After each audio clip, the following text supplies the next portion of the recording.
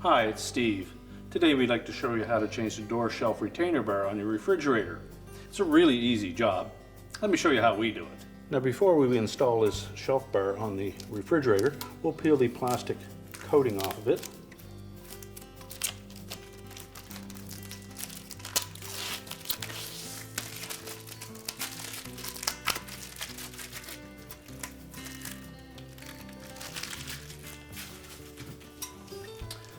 And we'll simply open up the refrigerator door. We'll lift the broken retainer bar out of the refrigerator. Remove the end caps from the old one.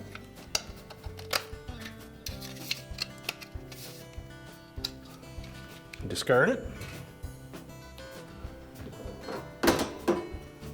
And fit the end caps onto the new one. Make sure they go in nice and tight. And drop the new retainer bar into the slotted openings on the door liner. And your repair is complete.